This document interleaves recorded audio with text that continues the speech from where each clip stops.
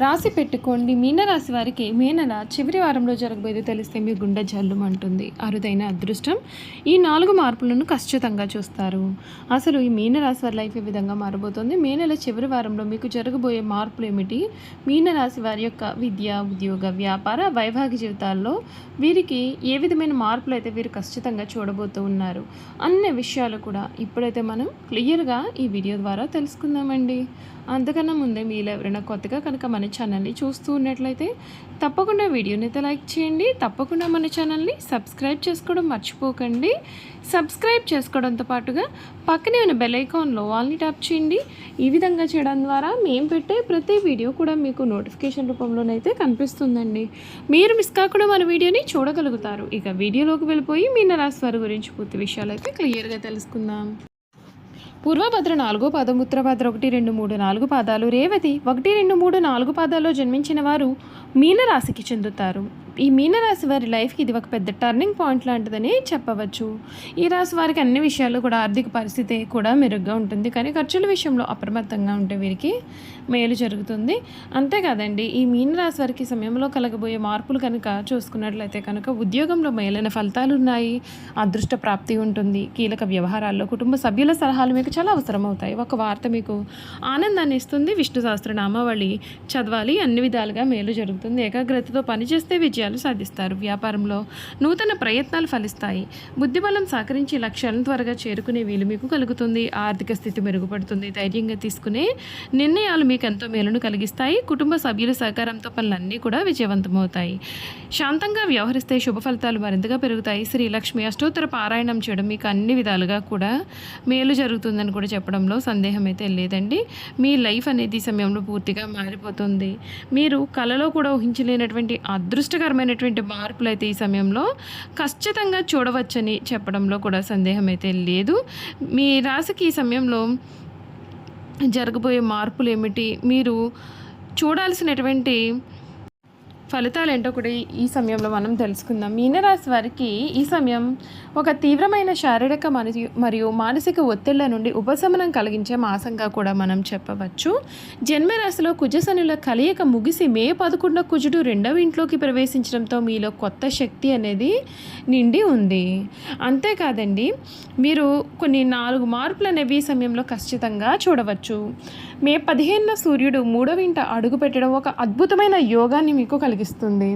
ఈ సూర్య సంచారం మీలో అపారం అయినటువంటి పరాక్రమాన్ని నింపి సమస్యలను ధైర్యంగా ఎదుర్కొనేలాగా చేస్తుంది. మే 14న శుక్రుడు 4వ ఇంట మీ లగ్నాధిపతి గురువుతో కలవడం గృహంలో ఆనందాన్ని, సౌఖ్యాన్ని పెంచుతుంది. అయితే ఏలినాటి శని ప్రభావం కారణంగా పనులలో ఒక క్రమశిక్షణ, సహనం పాటించడం ఎప్పటిలాగే అవసరం. అంతేకాదు, ఈ మీనరాశి జాతకులకు సూర్యుడు 6వ ఇంటి అధిపతి అయినందువలన 3వ ఇంట సూర్యుని సంచారం మీలో పోటీతత్వాన్ని పెంచుతుంది. తోటి ఉద్యోగులు లేదా శత్రువులు మీ యొక్క దరిదాపుల్లోకి కూడా రాలేరు. మీరు తీసుకునే ధైర్యమైన నిర్ణయాలు అధికారులు మెప్పు పొందుతాయి. అనుకున్న లక్ష్యాలు ఎటువంటి ఆటంకాలు లేకుండా చేరుకుంటారు. లగ్నంలో శని సంచారం వలన ఆఫీస్లో పనులు కొంత నిదానంగా సాగినప్పటికీ 4వ ఇంట కర్మాధిపతి గురువు ఉండడం మీ ఉద్యోగానికి ఒక బలమైన రక్షణ కవచము. మే 15 నుండి సూర్యుడు 3వ ఇంట ఉపచయ స్థానం ప్రవేశించడం వలన వృత్తిపరంగా అద్భుతమైన సానుకూలత అనేది మీకు ఏర్పడుతుంది. సూర్యుడు 6వ ఇంటి శత్రు సేవా స్థానము అధిపతి అయినందువలన 3వ ఇంట సూర్యుని సంచారం మీలో పోటీతత్వాన్ని పెంచనుంది. తోటి ఉద్యోగులు లేదా శత్రువులు కూడా మీ దరిదాపుల్లోకి అయితే మాత్రము రాలేరు. మీరు తీసుకునే ధైర్యమైన నిర్ణయాలు అధికారులు మెప్పు పొందుతారు. అనుకున్న లక్ష్యాలను ఎటువంటి ఆటంకాలు కూడా లేకుండా చేరుకుంటారు. ఈ రాశి వారికి ఆర్థికంగా ఈ సమయం ఒక మైలురాయి. మే 11 ధన మరియు భాగ్యాధిపతి అయిన కుజుడు తన సొంత ఇంటికి చేరుకుంటాడు. ధనస్థానంలో స్వక్షేత్ర కుజుడు అఖండమైన రాజయోగాన్ని ఇస్తాడు. బ్యాంక్ బ్యాలెన్స్ పెరుగుతుంది. మే 14 వరకు 2వ ఇంటి వచ్చే సూర్యుని ప్రభావం వలన మీ ఆస్తుల విలువ పెరగడం లేదా అమ్మకాల ద్వారా భారీ లాభాలు కూడా కలిగే సూచనలు కూడా ఉన్నాయి. గతంలో నిలిచిపోయిన మొండి బాకీలు అయితే ఈ సమయంలో వసూలవుతాయి. అయితే లగ్నంలో శని ఉన్నందున సంపాదించిన డబ్బును భవిష్యత్తు కోసం చాలా జాగ్రత్తగా పొదుపు చేయడం చాలా ముఖ్యము. జన్మరాశిలో ఏలినాటి శని ఉన్నందున శారీరక నొప్పులు, బద్ధకం లేదా కీళ్ల నొప్పులు కూడా అప్పుడప్పుడు వేధిస్తూ ఉంటాయి. అయితే మే 11 కుజుడు జన్మరాశిని వీడి రెండవ ఇంట్లోకి వెళ్ళడం వలన మానసిక ఆందోళన మరియు ప్రమాదాల భయం చాలా వరకు కూడా తగ్గుతుంది. కానీ రెండవ ఇంట్లో ఉన్నటువంటి కుజుడు మరియు మే 14 వరకు కూడా అక్కడే ఉండే సూర్యుడు కూడా మీలో ఉష్ణాన్ని పెంచే సూచనలు కూడా కనిపిస్తూ ఉన్నాయి. దీని వలన కంటి మంటలు, నోటిపూత లేదా గొంతు సంబంధిత సమస్యలు రావచ్చు. అంతేకాదు వేడి చేసే పదార్థాలకు దూరంగా ఉంటూ ద్రవ పదార్థాలను మీరు ఎక్కువగా తీసుకోవాలి. కుటుంబ జీవితంలో ఈ సమయం ఆర్థికంగా ఆనందం ఉన్నప్పటికీ మీ మాట తీరు విషయంలో అత్యంత జాగ్రత్త అవసరం. రెండవ ఇంట కుజుని సంచారం వల్ల మీ మాట కత్తిలాగా పదునుగా ఉంటుంది. మీరు నిజమే చెప్పినా అది ఇతరులకు అహంకారం లాగా అనిపించి వాదనలకు దారితీస్తుంది. కుటుంబ సభ్యులతో మాట్లాడే సమయంలో కోపాన్ని నియంత్రించుకుంటే మీకు మేలు జరుగుతుంది. చూశారు కదండి, ఈ మీనరాశి వారి గురించి అయితే తెలుసుకున్నారు కదా.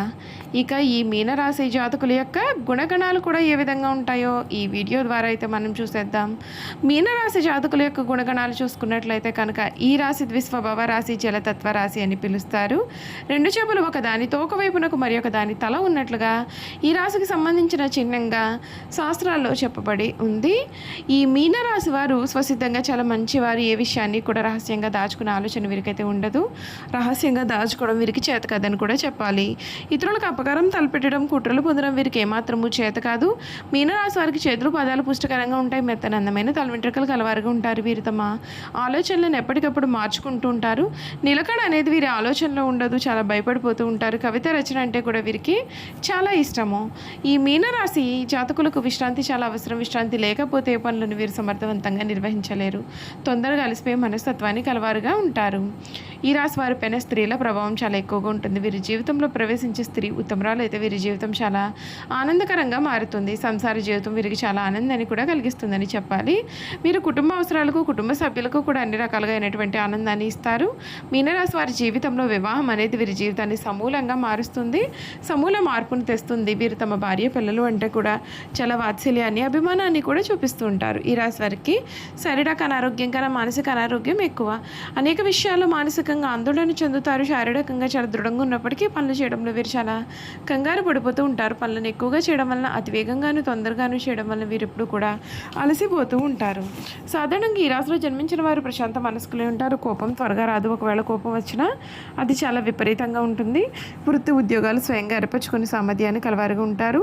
ఈ రాశి వారి జీవితంలో చాలా ఒడిదుడుకులు అనేవి వీరికి తరచుగా వస్తూ ఉంటాయినా సరే ముఖ్యమైన విషయం ఏమిటి అంటే ఎన్ని సమస్యలు ఉన్నా సరే వీరు చాలా ప్రశాంతంగా నిద్రిస్తారు. వీరికి కళా సాహిత్య రంగాల్లో మంచి ఆసక్తి, నిపుణత కూడా ఉంటాయి. వంశ పారంపర్యంగా లభించిన ఆస్తులను కూడా వీరు సులభంగా వృద్ధి చేస్తారు. చూశారు కదండి, మీనరాశి వారి గురించి తెలుసుకున్నారు కదా. ఈ వీడియో కనుక మీకు నచ్చినట్లయితే తప్పకుండా వీడియోని అయితే లైక్ చేయండి. తప్పకుండా మన ఛానల్ని సబ్స్క్రైబ్ చేసుకోవడం మర్చిపోకండి. సబ్స్క్రైబ్ చేసుకోవడంతో పాటుగా పక్కనే ఉన్న బెల్ ఐకాన్లో ఆల్ని ట్యాప్ చేయండి. ఈ విధంగా చేయడం ద్వారా మేము పెట్టే ప్రతి వీడియో కూడా మీకైతే నోటిఫికేషన్ రూపంలో కనిపిస్తుంది. మీరు మిస్ కాకుండా మన వీడియోని చూడగలుగుతారు. Thank you for watching.